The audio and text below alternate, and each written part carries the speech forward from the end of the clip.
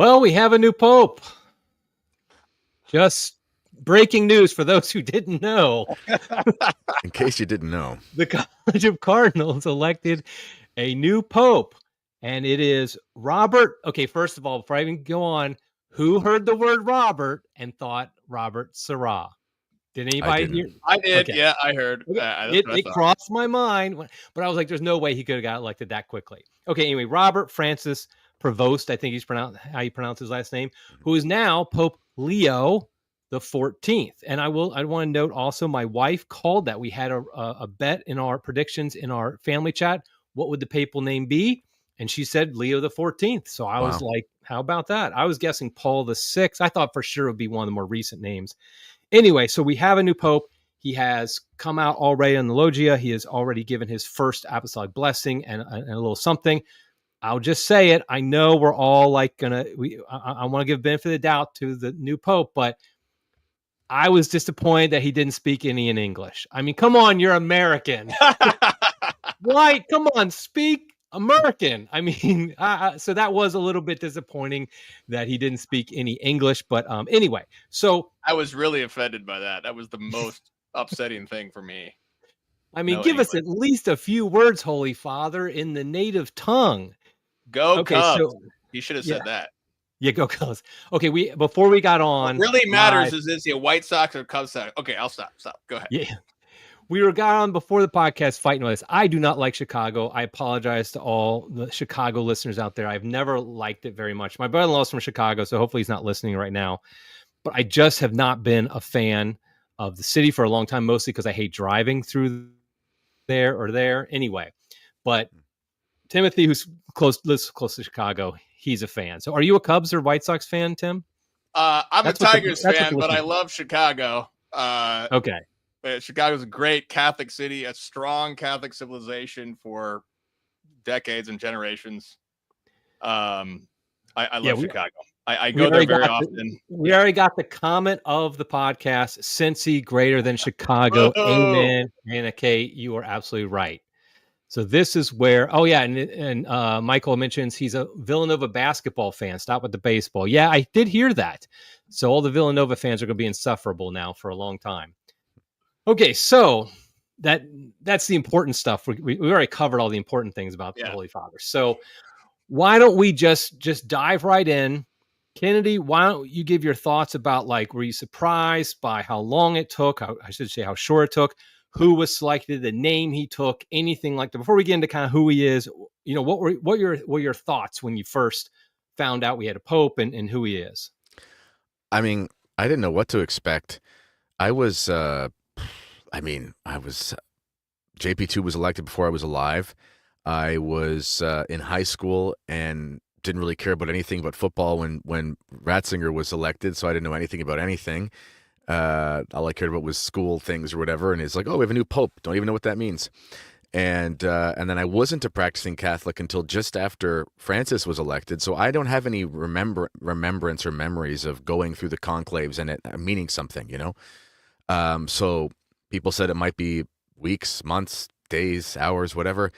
I looked at the history of the thing. I think Pius XII was elected after 3 or 4 ballots, and then Benedict XV was like 10 of them, and multiple days for some, day and a half for others. So I didn't know. So when he's elected, I thought, okay, it's been a couple days, it's a few ballots, it's kind of somewhere in the middle. So I wasn't really shocked, so to speak. I never thought for a second that we would get a quote unquote like good traditional pope. And I'm not being a doomer here, and I'm not saying he won't do good things. I have no idea what he's going to do. But what I meant was, if and Eric, because you helped me with my editing for my book, like, modernism is everywhere. And even in the really good conservative minds, there you go, shameless plug. Even in the really good conservative minds, there's just a lot of conciliation with modernism in the church today. So I wasn't expecting like a Pius XIII to come out. At the same time, I wasn't expecting a Leo XIV either. And who knows what to make of it, but my initial read is basically as follows. First of all, he wore the right stuff. That's a good sign.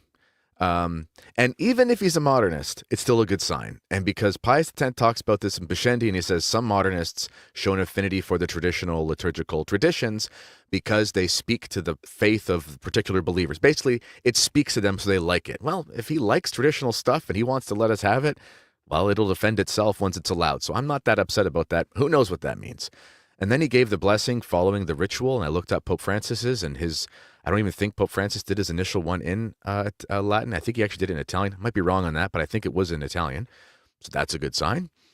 And I listened to his address, and I was able to listen to it in Italian and Spanish because he spoke both. And yeah, he talked about dialogue and stuff, but he talked about Jesus Christ and the Virgin Mary a lot. And again, I'm not expecting a pope to come out and not mention dialogue or not mention encounter, etc., because every single pope, I mean, people kind of forget even Ratzinger talked about that stuff. He was a big fan of dialogue and encounter and all these sorts of things. This isn't anything new. I mean, what do people think after 60 years of modernism reigning in the church that all of a sudden some guy flips a switch and he comes out and he's doing his Pius X impression? Like, that's just not going to happen.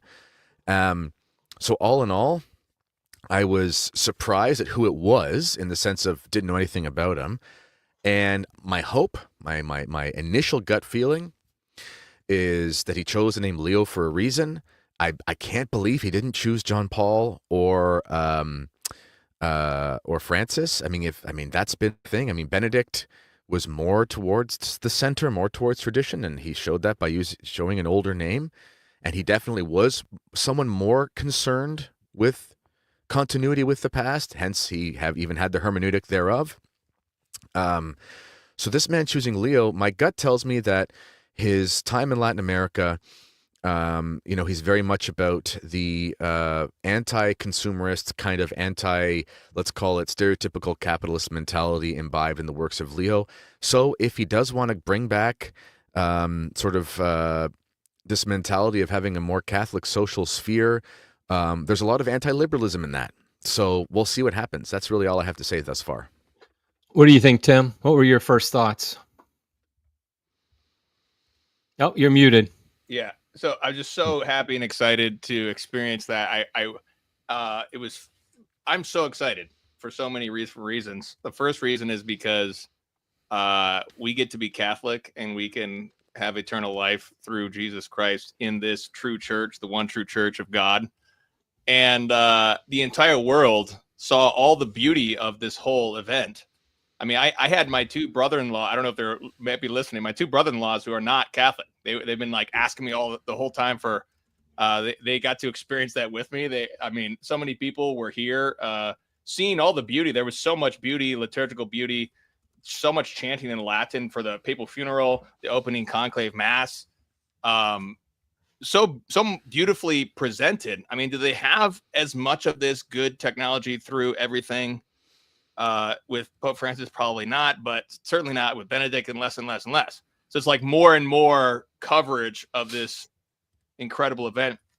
I will remember this for a long time because I was actually teaching my high school Latin class when he was announced, and we had actually studied the Latin.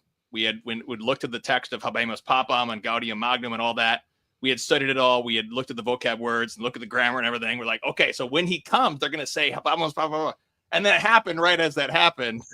And so we're like, oh, here's the Latin. We just studied this. And then he pulled out the Latin for, as you said, I don't know if Pope Francis did that traditional Latin blessing at the end, which they said you get a plenary indulgence for that.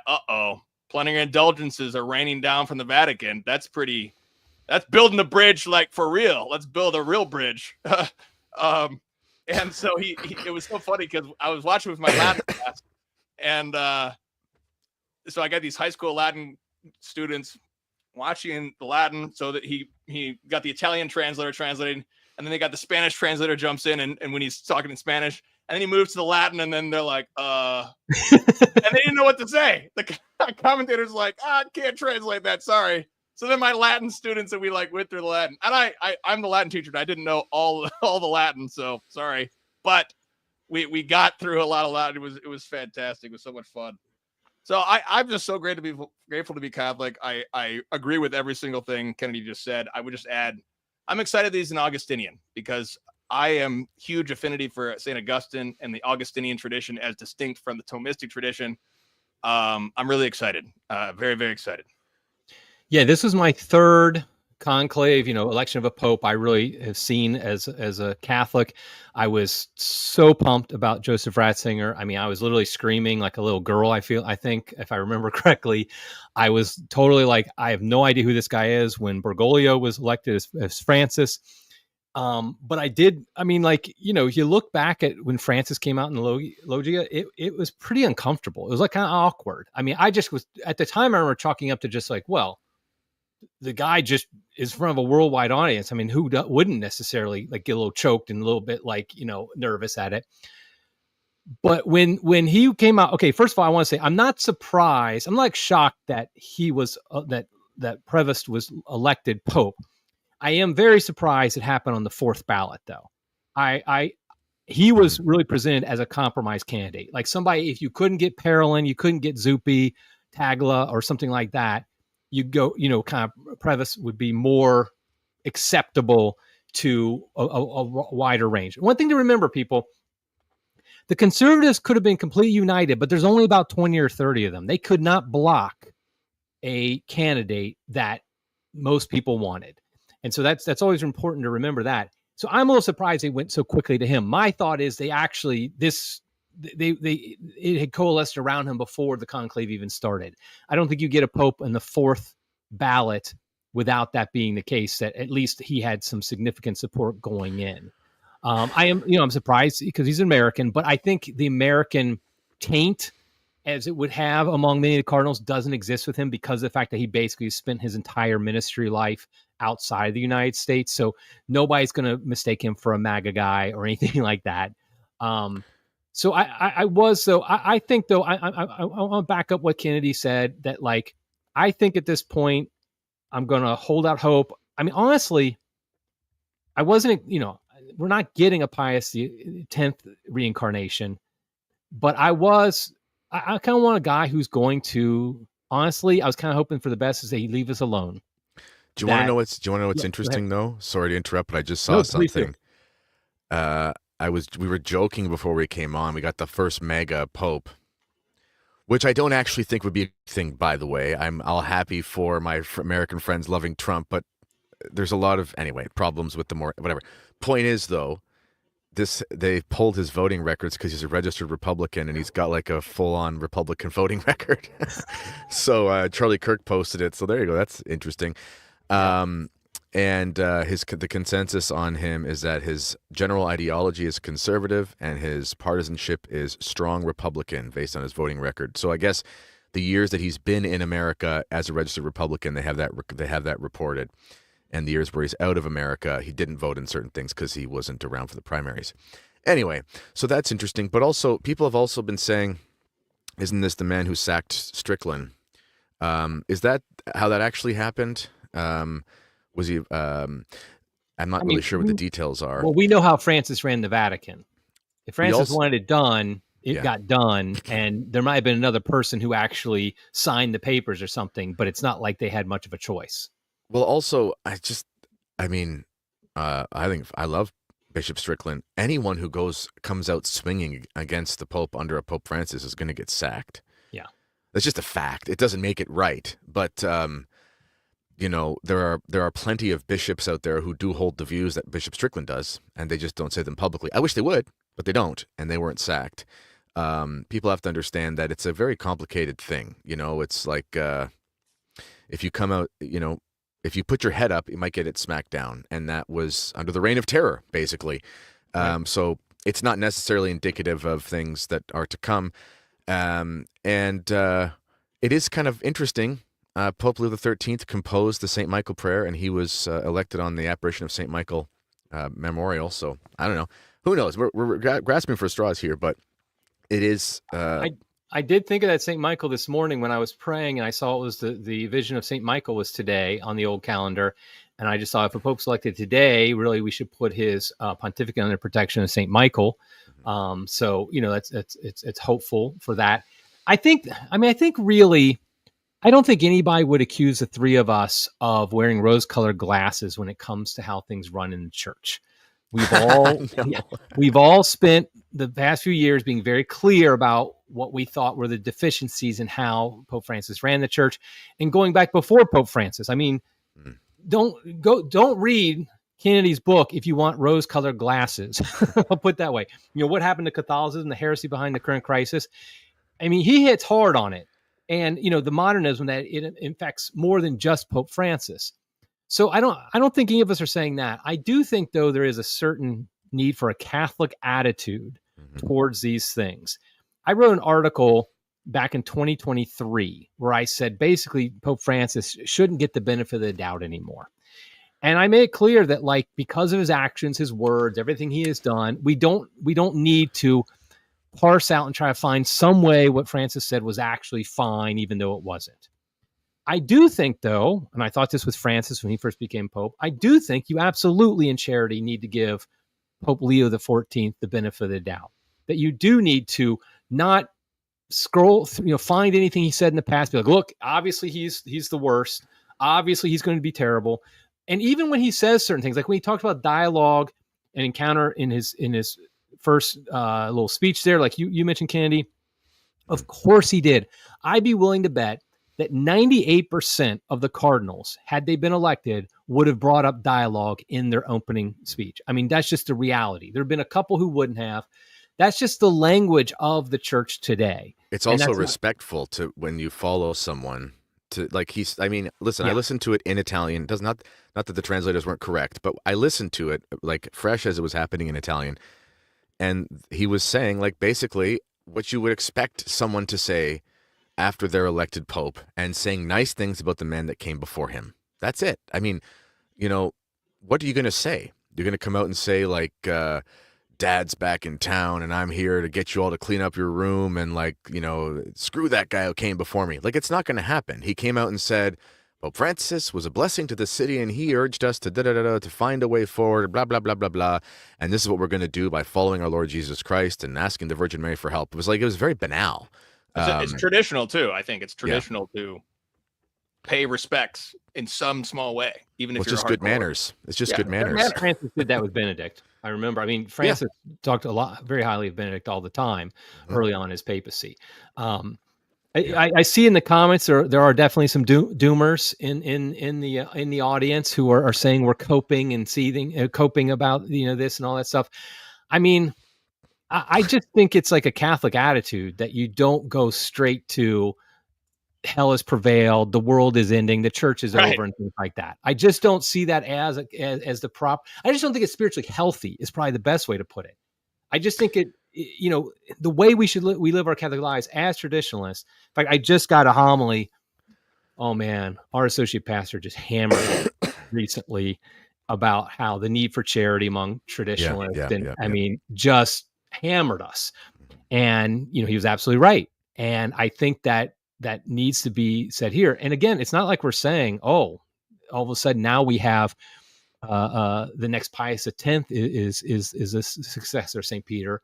But it does mean that we're just going to hope, as we should, and we're going to wait and see. Tim, are you coping?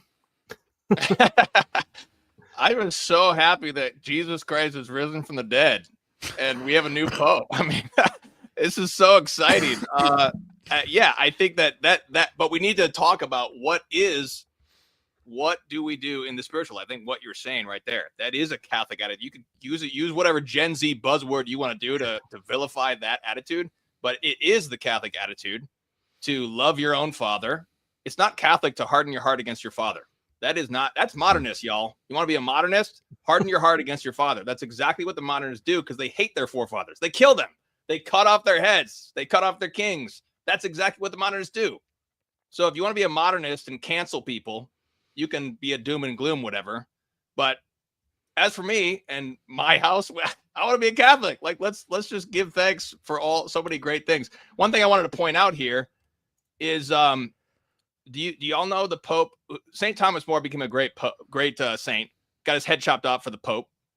He's an awesome saint, a manly man of God. There's this great photo or this painting where he's comforting his daughter. Well, he's going to he's gonna get killed, and he's comforting his daughter. That's how manly he was. Guess who the Pope was?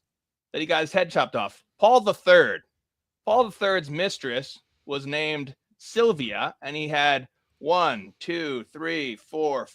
children by Sylvia. So he was less than pious, Pope Paul III, but St. Thomas More became a great saint. So let's all become saints and give thanks to God. Well, also, the tariffs are working because now you have an American Pope, so you get him for free. That's right, baby. That's absolutely 25% discount on this Pope. He does not. We don't have to pay anything when we get indulgences from him. We don't have to pay an extra tariff on that. Perfect. That's right. Hey, great. I mean, I hated paying for my indulgences. I don't know about you, but to all our Protestant listeners, we don't actually. That was a joke. We're joking. We're joking, people. But anyway, Kennedy. So what do you kind of think will be like the general overall feel of this pontificate without any knowledge whatsoever, but just kind of what little you know right now? Do you expect it to kind of be more the same? Do you expect the governance to be different? This is where I think is an important point that people forget is there's ideology, there's governance. Kind of what's your kind of thoughts for the future? I thought it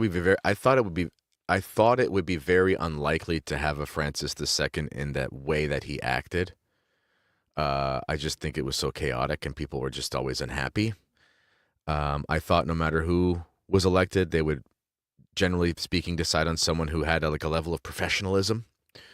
Even here in Canada, something like that happened with our election. Not that they're the same, but Trudeau was despised by everybody by the time he resigned because he was just too much. Even the Liberals were like, I'm never voting again because this is insane. And they brought in basically he's actually a friend of Donald Trump's from back in his economist days, but they brought in a centrist, old white guy to just sort of be a CEO. And I thought something similar to that would happen in the church. Even if it was a guy like Parolin, I thought something like that would happen, where there just has to be a level of conscientiousness and respect for what people expect out of the office, because that was all out the window with Francis. I mean, he was very much, God rest his soul, but the type of person who's willing to be hated by so many people from so many different sides is a special kind of individual, and that's a very rare duck. Pope Francis was rare that way. So my gut tells me that they probably want to try to calm things down a little bit, put out some fires. I've seen comments online from people who know him and whatever, and that he actually likes to say the Latin Mass himself. I've seen that. I don't even know if that's true, but I've seen that from people. I know so-and-so, and I was there with him, and he says it with whatever at his private chapel. I don't know. He was able to pronounce the Latin blessing. He did it very well. Didn't stumble around the Latin. So, I mean, just the signs, all signs point to some sort of moderate. The fact that he has a strong politically right-wing voting record is interesting. That is fascinating. Yeah, because he called out, he unbelievably, a Pope actually has a Twitter account. I mean, his own. He has a Twitter account, and people are already sharing. His most recent posts were retweets of America Magazine and National Catholic Reporter Magazine criticizing J.D. Vance for his Ordo Amoris comments. So that doesn't seem like somebody who would have a Republican voting record. But that's the thing is, we got to be careful not to just find one thing and say, okay, obviously this means, he shared this. That means he embraces everything of, that agenda or whatever the case may be. Yeah. And some people are saying that he's just like Francis and he was involved in abuse cover-ups and stuff. And I don't know, in Peru. So it's just one of those things we just don't know. We have no idea. We also know, as Tim said, that some really bad men have been made Pope in the past. And they turned out to actually be kind of decent at their poping job, So I don't know. I just don't know. I'm not, Charles Coulomb, mutual friend of all of ours and the uncle of Catholic Twitter, he always says, I'm not going to give them all my hopes or all my fears. So I'm not going to do that. I got to sign off for a minute, though, but I'll be back in a bit when my call's done. Talk to you in a minute, gentlemen. He's going to hop off for me. He's got another radio interview to promote his book. Here it is. Yeah. How to Win Friends and Influence People by Kennedy Hall, right here. Yeah, exactly. I want to talk about a few other things here, though, about this pontificate. The first is one concern of mine is that there are some accusations of him covering up some abuse situations. And I thought that if the Cardinals are smart, they wouldn't pick anybody who had any potential connection to that, whether they were guilty or innocent. And I'm going to say I'm not claiming he is guilty at all. I'm just simply saying there were accusations that were serious enough to kind of get out there. That do you think this is going to be a handicap from day one for Pope Leo XIV, that it'll be like, because this was a big criticism of Francis, of course, is that he was very light on many of the bishops who had covered up abuse allegations. Do you think this is going to be like, I mean, how big a deal do you think this is going to be? It certainly can be. It can be a huge crutch. It all depends on how he governs. I think that one thing that's helpful to remember is the reality of bureaucracy. When there is a sexual abuse cover-up, like it does, like let's say it happens in, diocese of whatever, XYZ. So the reality of what happened in that cover-up was that there's a massive bureaucracy of dozens and dozens of people in a diocese, and there were a bunch of bad actors who did something, and then they lied about it, and they pulled strings or whatever. And no matter what, the bishop gets the blame, gets all the blame for it. Okay. So the bishop may have been personally involved in that or may have not, but either way, he gets the blame because it's his bureaucracy. The same thing with popes, by the way. Pope Francis, even though he has a particular personality, obviously, Pope Benedict, an encyclical is not just, the Pope doesn't go down to his desk and just write an encyclical. He has a massive bureaucracy of hundreds and hundreds of people, and we have no idea when that actual text gets to him, like how much of it has he even written himself personally, or does he just put his name on it? There's so many different moving parts in this massive bureaucracy, especially the Vatican bureaucracy. So God only knows something. The only thing he's totally guilty of is the words that come out of his mouth, when he's talking live. We know that much. But it's, how much will the Pope actually have to answer for? But we can easily blame him. This is another modernist thing to do, is that something happens in any government of the world, we blame everything on the leader. Obviously, he may have been personally responsible for every single thing that just happened. He may have been lied to. He may have been deceived. He may be totally not culpable because of XYZ. But at some point, we can, as you said, at some point we might come to a point where it's just irrational to give somebody the benefit of the doubt anymore. There's so many things, evidence to the contrary. We'd have to deny our own rationality to try to give him a pass now. And that's kind of where many of us came to with Pope Francis after so many things going on. So it's a really, really difficult and complex thing. There's so many things we just don't know about what things go on. I think the media might pick up on that. They might say, oh, he has this history. Now he's got to answer for that. What is he going to do with Rupnik? Yeah. What is he going to do with all this stuff going on? What is he going to do with Becciu? What is he going to do with so many different things? Like, I will say this about bureaucracy. Father Charles Murr, who was a Vatican insider in the 1970s, he was the one who was personally involved in the original, the Masonic investigation that Paul VI initiated in 1975. And he was the one who comments on John Paul I's potential murder.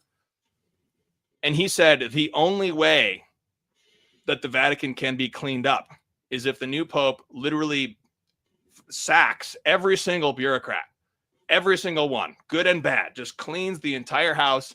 And then he appoints his own guys who he knows he can trust. That's the only way anything's going to change. So, like, even if Leo XIV is an awesome Pope, like, I would say Benedict is a pretty good Pope. John Paul II is a pretty good Pope. But even Benedict, like, he was the one who really started to crack heads and really start to crack down on sex abuse. But he still didn't clean it all up. There's still way more going on. Yeah. And then he ended up quitting because of, like, the pressure against him. So, yeah, I think that I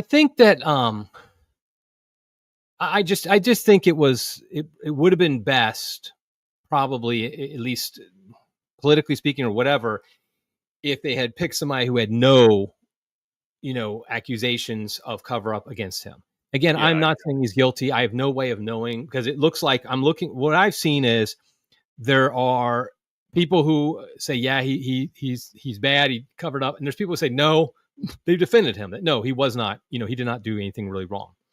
So I think what will happen, something you mentioned, I think we'll know a lot based upon who he starts picking for many of the premier offices at the Vatican. Because ultimately, first of all, everybody who was under Francis automatically, they lose their office as soon as all the prefects, everybody, they lose their office as soon as the Pope dies. But it's not uncommon for a Pope to just keep people on when he becomes Pope, just because, think about it, he's got to do so much at first. And if he doesn't appoint somebody, that means it's on him. I mean, it's like, there's got to be somebody doing this to keep the lights on and all that. So I wouldn't freak out if like most of the people stay on. I think though, within the first year or two, that's why I do think we have to be patient. So for example, let's just use an example. Let's say Cardinal Fernandez, the former prefect of the dioscuri of the Congregation of Doctrine and Faith, who I think we'd all agree should not be part of the office that formerly known as holy, as you would put it, much less in charge of it. He should probably be investigated by it. But that being said, if let's say it's just announced, yeah, Fernandez just stays on for now, I'm not going to freak out about that either. I'd be more excited if he says he's gone and he picks somebody else soon. But at the same time, it's going to take some time before Leo the 14th will decide, okay, do we want to, do I want to bring new blood in here, new people or not? I think ultimately, though, I think he's a Pope. Like I actually predicted this. I predicted that, not him, I'm not Nostradamus. I predicted that we would likely get a Pope who's ideologically aligned with Francis, but not the same style as Francis. Because remember, Francis was a double-edged sword, and both edges were bad. What I mean by that is, on the one hand, he was very lackadaisical about doctrine, very, confusing people all the time. But in the second hand, the way he governed the church, I think I would actually argue was actually worse the worst aspect of his papacy. I mean, just the great example is the picking on the traditional Catholics through Traditionis Custodes. Like, what was the purpose of just going after this small group in the church and saying, I'm going to do everything I can to shut you people down because I don't like some of your mean tweets or something? I mean, that's almost what it came across as. And it was just silly. And the bishops, I remember the day Traditionis Custodes came out. That morning, our local bishop, who's now retired, who's a solid bishop, but nothing spectacular. This is Archbishop Snur. And he on the radio, you could just tell, and he's very much a diplomat. I mean, he could, he knew how to play the game. He couldn't hide his frustration with this decision. Just the tone of his voice, everybody knew, oh my gosh, he is not happy. Not because to my knowledge, he never celebrated the traditional Latin Mass. To my knowledge, he never publicly endorsed it. He allowed it, but because he knew this is like just an additional headache in a world that's full of headaches for any bishop. And so that's an example of Francis's management style, his governance style, which of course there's so many stories. A lot of them are kind of behind the scenes, at the Vatican, the dictator pope, all that stuff. But I don't think we realize how much a big deal that is. So if, for example, let's say Leo the 14th, let's just say he's 100% aligned with Pope Francis as far as his vision for the church, his vision of the faith, all that stuff. Let's just assume all that. I'm willing to bet he probably is close to him. That being said, it doesn't mean he thought it was a good idea to implement Traditionis Custodes, for example. Doesn't mean he thinks it's a good idea to insult priests, young priests, any chance he can. Doesn't mean he thinks it's a good idea to cause confusion, know it's causing confusion, and then just let it go. All those things were things Francis did, and we can't just assume Leo is going to do the same. I can't get over the fact that how different he looked coming out than Francis did. he just looks so comfortable out there, which makes you a little bit nervous because don't you? I mean, it's like, do you realize what's happening? Maybe he was in shock. I don't know, but just that, just the fact that he was more comfortable. That's what I think. I think that I'm not expecting again him ideologically to be way different than Francis. He's a Vatican II Pope.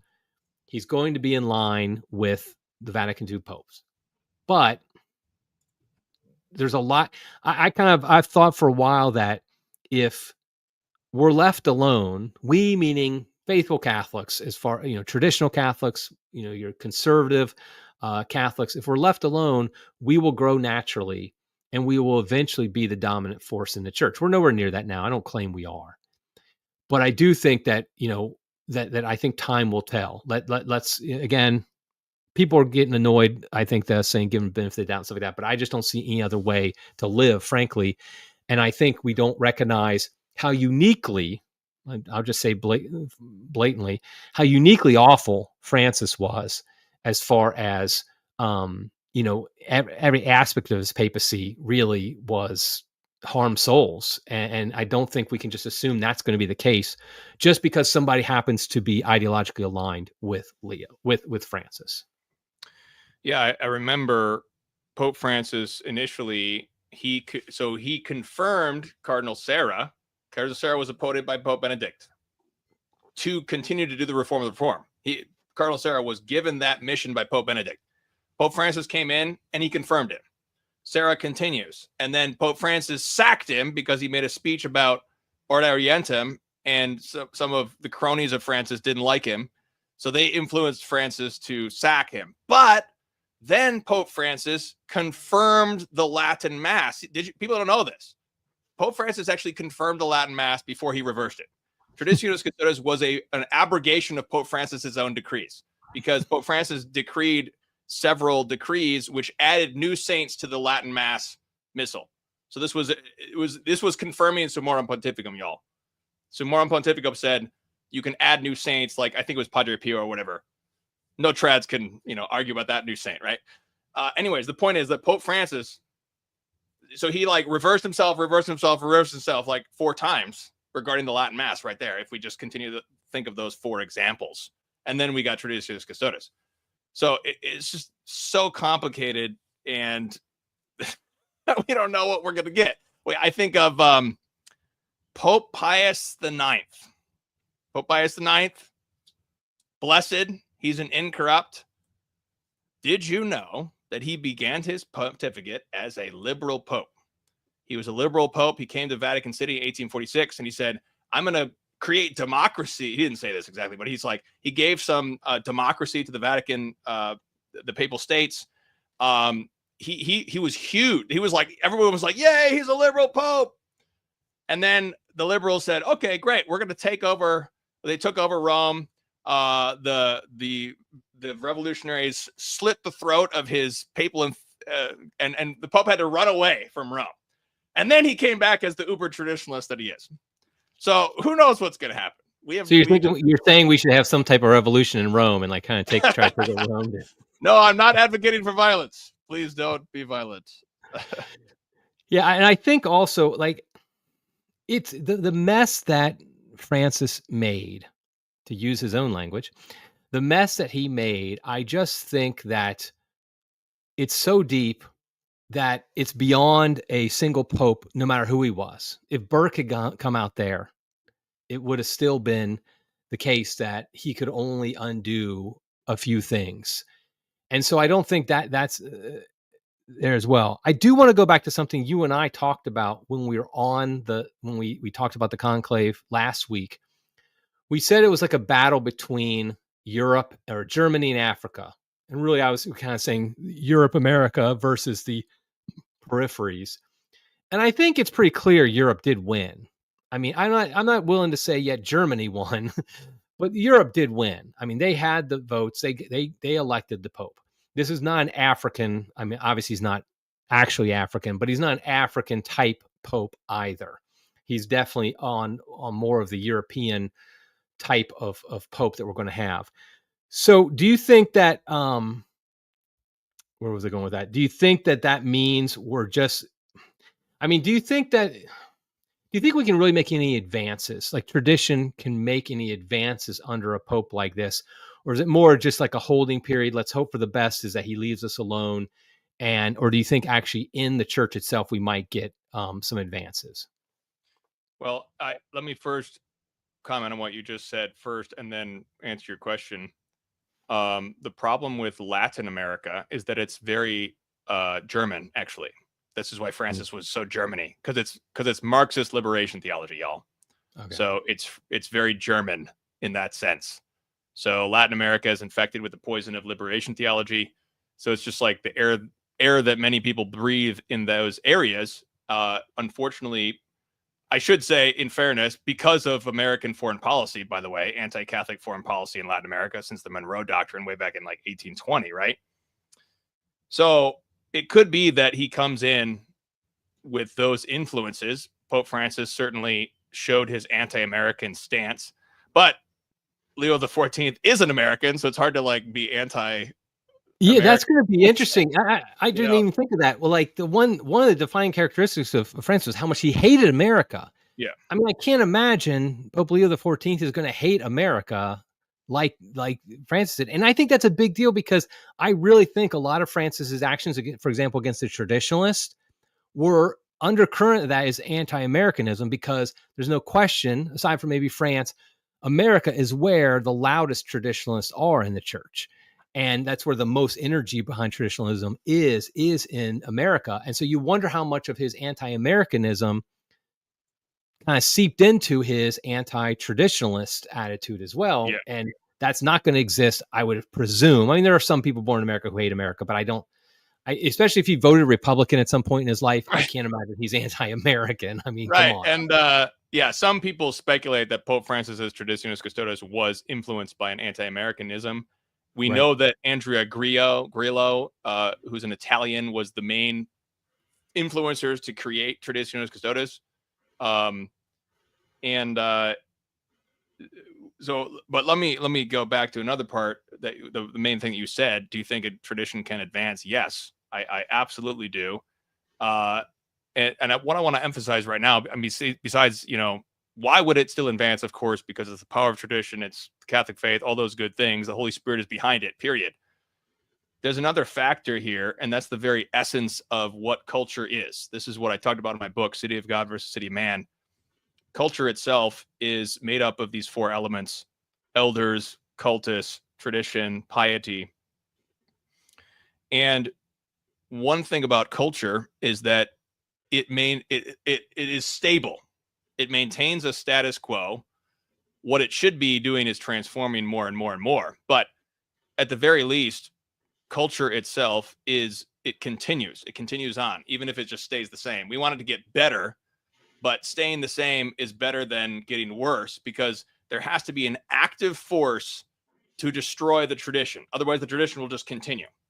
And this is what we saw with Traditionis Custodes, because the vast majority of bishops did not suppress the Latin Mass. And probably the reason they did not was not because they loved the Latin Mass, but was because they just cared about, let's just continue the status quo. It's just like way more of a headache for me as a bishop to like go after this Latin Mass parish that's paying all their bills and sending their money to the diocese and keeping me in the black. Like, why would I upset them? And then all the ideologues from the Vatican had to basically like intentionally find this bishop and like force him and poke him and call him and try to keep on getting him to actually do. And then they suppressed the Latin Mass, or they didn't. But like that I think that you really have to have a dictator governance style to get the Latin Mass, to really attack the Latin Mass. If you do nothing, it increases. If you promote it increases more. It was a shocking move. I mean, even to this day, 4 years later almost, the Traditionis Custodes was just a shocking move. It was so out in left field that like popes have never done something like that before, where you basically say, okay, there's a group of Catholics who are faithful, they're praying, they're donating to the church, all that stuff, but I just have such a petty animosity towards them that I'm going to do what I can to actually shut them down by shutting down the traditional right of the church. It's crazy. And I think there was very few cardinals, Supich might be one of them, a few others, who really were on board with Traditionis Custodes. I think there were some, don't get me wrong, I'm not naive, But out of the 133 cardinals, I bet you maybe 10 to 15 were really like, yeah, I think that was a good idea. Some were more maybe been like, okay, I don't mind implementing it, and some were against it. I want to go through on the College of Cardinals report website. That's an excellent site by Edward Penton and Diane Montagna, who compiled it.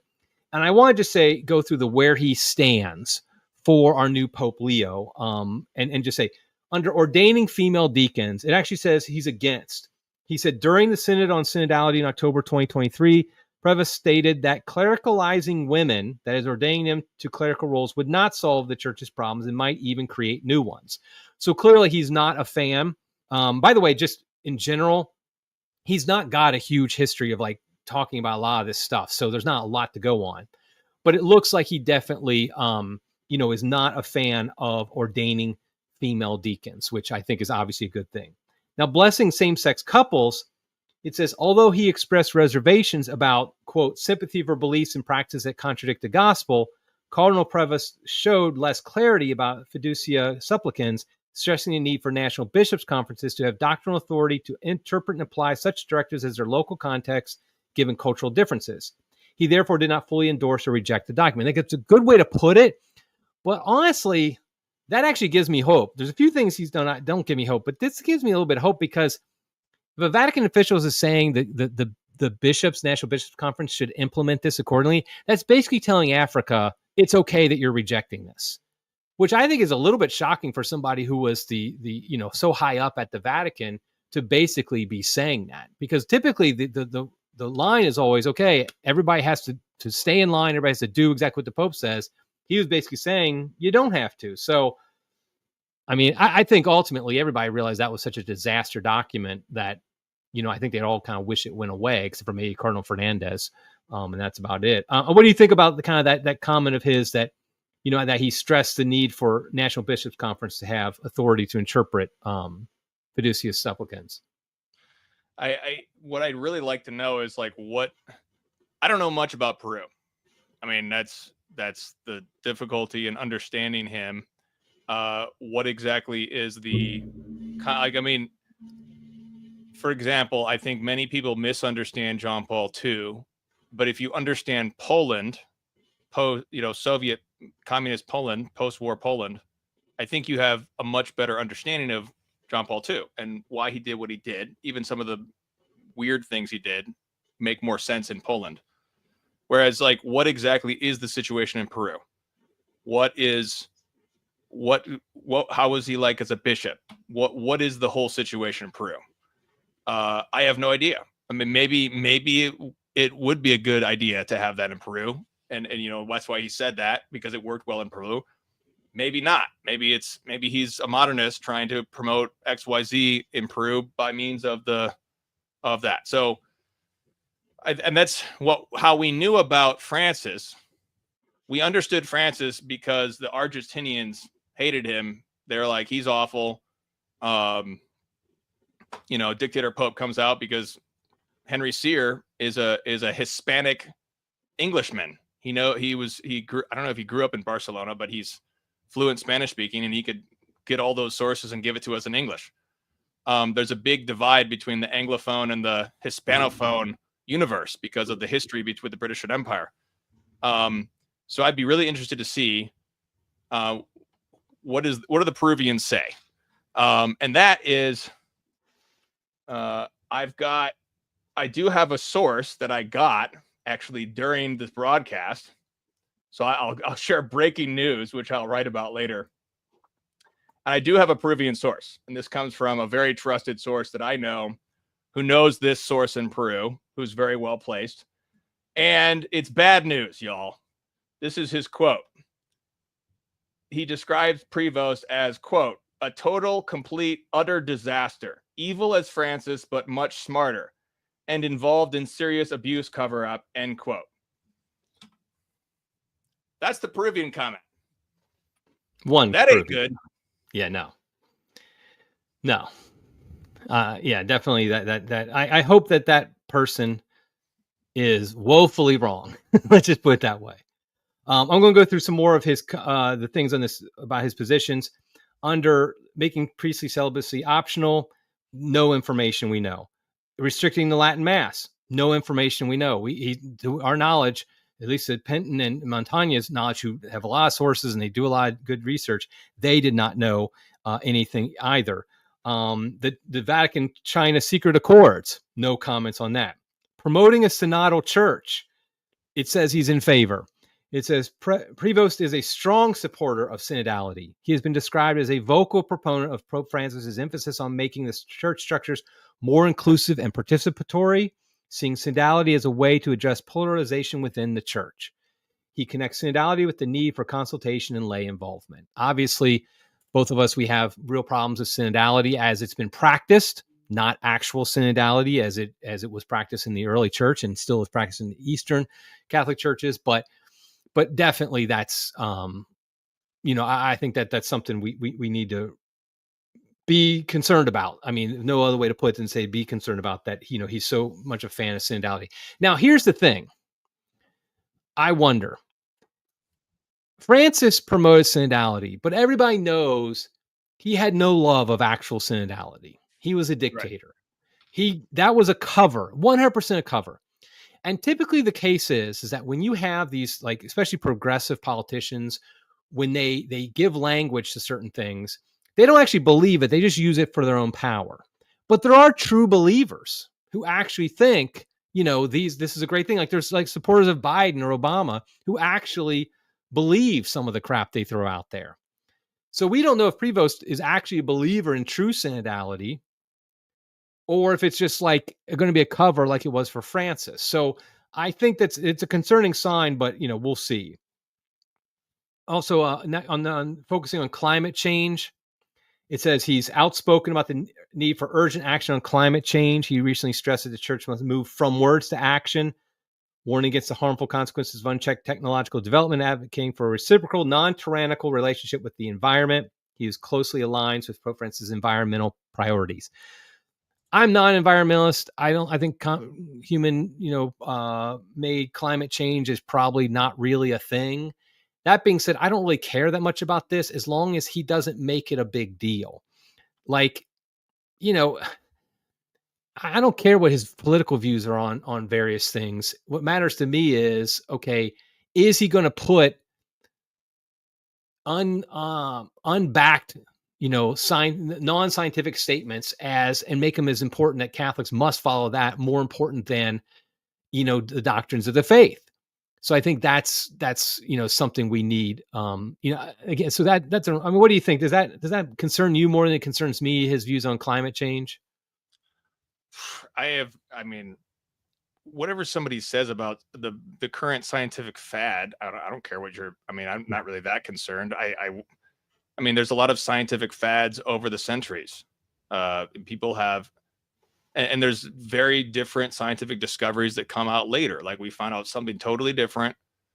Oh, turns out it was totally different, or that was true, or whatever. What matters is what they do with that. Are they going to promote population control, or like, as you said, or dogmatize a scientific fad? Like, I have no idea. I have not studied climate change or all this different stuff. I have zero science. I have like negative scientific expertise. And I can understand people in different places of the world, maybe they experience a lot of weather patterns or this or that, the other thing. They think, oh, well, this could be due to this and this and this. I have no idea. I'm a Michigander, for example, like regarding the environment, I'm a Michigander, and Michiganders we are extremely conservationist. We love our natural beauty in Michigan, and like the rural areas are extremely conservative. And we're conservationists because we love our state. That's not because we're progressive. Kennedy's back. It's because we're Michiganders. So like, that's just me. Like maybe somebody in Chicago, they talk about climate change because they're promoting all sorts of liberal, heretical, whatever. Because in Chicago, they don't have a lot of trees in Chicago like they do in Michigan. So like, it's totally different. I don't know. Welcome back, Kennedy. What do you got? Tim's an environmentalist now. Is that what I'm hearing? Yeah, I'm an environmentalist. Exactly here to hear first. We were just going through on the College of Cardinals report, kind of his views on certain things, and it seems like he's publicly opposed female deacons. he was kind of weak on blessing same-sex couples, but I actually thought, I admit maybe this is rose-colored glasses, but he basically said National Bishops Conference can decide how to implement it. And to me, for a high Vatican official to say that is kind of a big deal, because they're typically, like, you got to toe the line. The big thing, I think, probably the most concerning thing when I look at this is, and we were saying the environmental thing is like, he's very big on the climate change, but I don't even care. And neither is Tim, like, whatever. But he's very big into promoting the synodal church. He's been a vocal proponent of Pope Francis' emphasis on making the church's structure more inclusive and participatory. And I was saying, I want to get your feedback on this. Francis used synodality as a cover. He actually did not care about synodality. He did not care about, like, making people, running things together. He was a dictator, and that was his cover.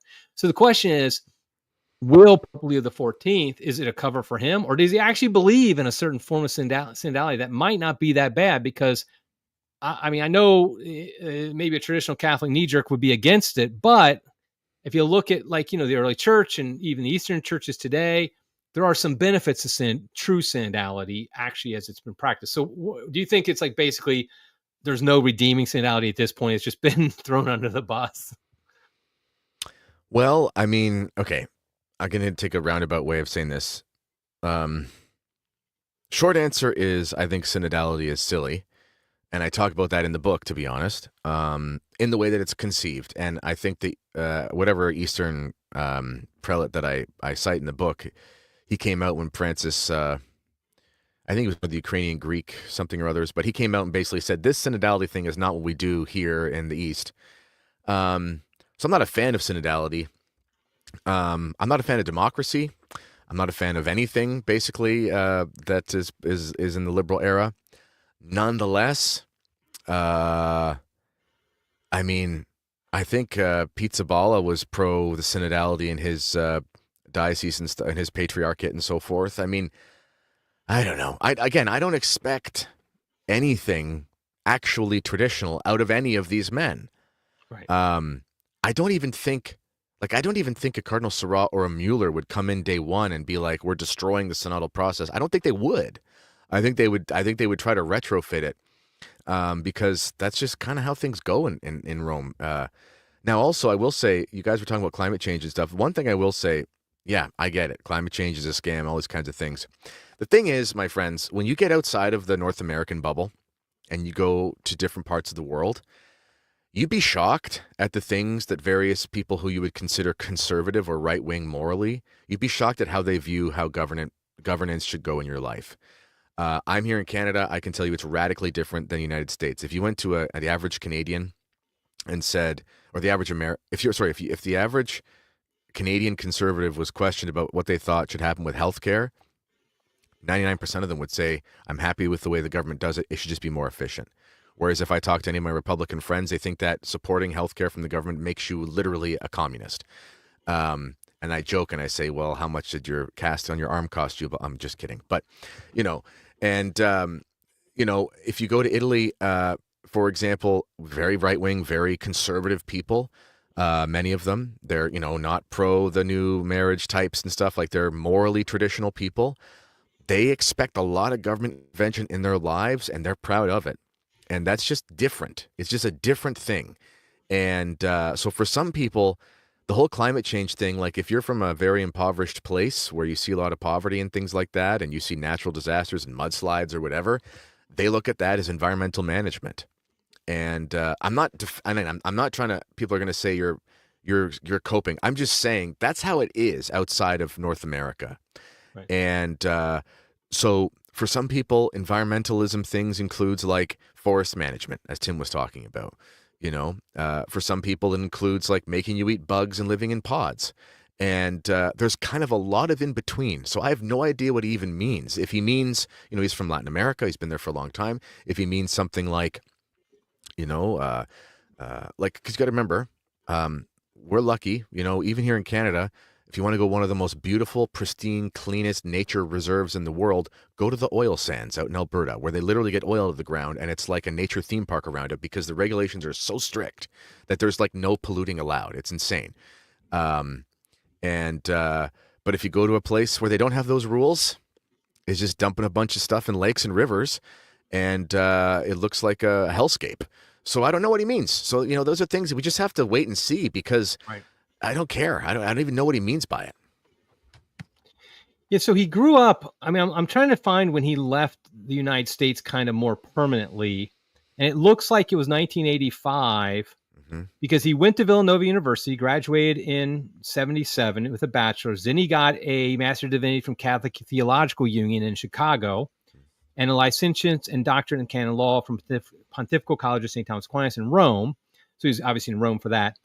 But it looks like after his ordination as priest in 1982, he joined the Augustinian mission in Peru in 1985. So really, but then he spent 1987, 1988 back in the United States. So, but it looks like, but then actually I'm looking at this, he's been here more. In 1999, he returned to Chicago and was there for a couple of years, for a number of years. Actually until 2013. I was under the impression before the conclave happened, when I saw something about him, was like he basically was born American, but never really he left and he's Peruvian or whatever. He spent most of his life in America, it looks like, which makes me wonder what you were just saying about how people outside the United States might perceive things. He's going to have at least some type of American conception. You can't help it growing up here of living here, how you look at things. So I think that's very interesting. I admit, I'm just finding this out now as I read this. He's way more American than I remember when I first read this before he became Pope. That he's lived a very most of his life here. I also want to note that, were you guys surprised by how young he is? I mean, 69. Yeah, right. There's a decent chance. Yeah, there's a decent chance 10 to 15 years 25. Is not. Yeah, could easily happen. And I thought for sure they picked somebody over 75. I mean, that's why I thought Pizzaballa was always a really a pipe dream. Wouldn't actually happen. But I mean, were you guys surprised by that they picked somebody that young? Yeah, I was surprised. I was just looking up who was the bishop, because Bernardin is like the really bad guy from Chicago. People have heard all the horror stories. The current one is a really bad guy too. True. I'm just talking about his formation. Yeah. So he was Prevost, was ordained 1982. 82, and then he went to Peru in 85. So the bishop at that time was John Cody, who was the predecessor for Bernardin. So he actually left Chicago before Bernardin. Well, but note that he was always in the Order of St. Augustine. Yeah. Can I say something about the Augustinians though as well? Yeah, please do. So the Augustinians send, at least often, they send their they send their seminarians here to the Oratorian Seminary, St. Philip Neri, for 4 years. I have a friend who left, but he was there as the Augustinians were going to be. He was going to have to leave. He was going to do 4 years at the Oratorian Seminary. Excuse me. In the last 3 years in the Augustinian one, wherever it would be, somewhere in Chicago or somewhere around there in Illinois. But the point is that they're kind of all over the map. I mean, the Augustinian tradition is very, very old, obviously. So they're not disconnected from tradition in some spots. Those who come out of the Oratorian Seminary here, because some of the dioceses here as well will let students go to the St. Philip Neri Seminary in Toronto, and then they'll do the last 3 years at a diocesan seminary. Those are always the guys who say the TLM for diocesan TLM communities and so forth. I'm not saying they're bang on everything, but anyway, so it's who went to the or who were sending their priests to the Oratorian Seminary? The ones who got canceled near you, Eric. The missionaries of St. John the Baptist or whatever. They were sent there for the first 4 years. So, and there was Augustinians there too. So it's just, anyway, it's all over the map. So again, I don't even know what to expect. I don't know it at all. Yeah, I like actually what John Perry just said. At least he isn't Jesuit. I'll put that out. Yeah. I mean, thank God for small miracles, if nothing else. He's not a Jesuit. Okay, I'm going to, let's go ahead and just kind of get some final thoughts here. And So Tim, what are kind of your thoughts for specifically? I want to ask you about like, what do you think we as Catholics should be like? We've talked about what our attitude should be towards the new Holy Father, that we give him a certain deference, we give him a certain benefit of the doubt as our new Father. Before, we don't just jump down and say, okay, the guy's a disaster or anything like that immediately. But what's kind of like, what do you think should be our general attitude, our general kind of what to look out for and things like that as Catholics in this new pontificate? He who loveth not knoweth not God, because God is charity. So if you don't love him, you are not a Catholic. The first and foremost. And it's important that we keep our mouths shut and try to speak respectfully. I just quoted a very doom and gloom quote from a well-placed source earlier in the podcast. But this was a source that, was well-placed in trying to exercise the virtue of caution, which is to see and avoid future evil. This is the unfortunate time that we're in, where we have this situation. We have to love our Holy Father. We have to love and adhere to him. If he turns out to be not so good, turns out to be evil, we still adhere to him and we pray for him. We suffer under him. We suffer the abuse of an abusive father. We suffer it like men of God, as Jesus Christ himself suffered. And so we need to, what did our forefathers do under the bad popes? This is what we need to do. Let's just prepare for the worst and hope for the best. Did our forefathers, when they had bad popes, did they get on Twitter and they complain? No, they just suffered their stripes and they put out their necks to suffer for the Pope and die. That's what they did. So let's be men. What is the end of Psalm 26:27? It's wait for the Lord, do manfully, let thy heart take courage and wait for the Lord.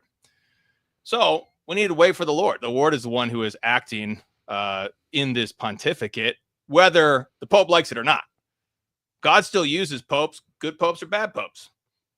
And St. Augustine has this great remark in the Matins reading for Holy Thursday, the Tenebrae service for Holy Thursday. St. Augustine says that evil men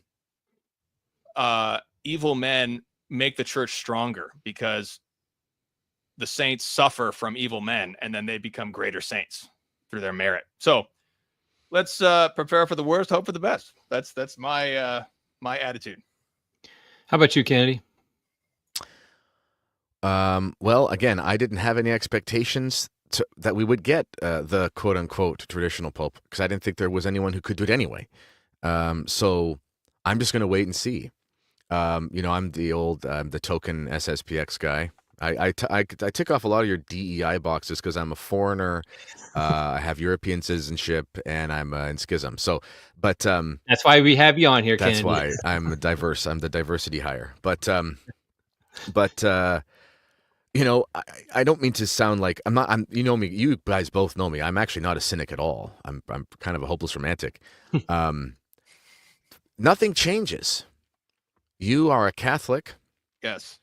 The traditional Latin Mass is never going to be destroyed because it's the will of God.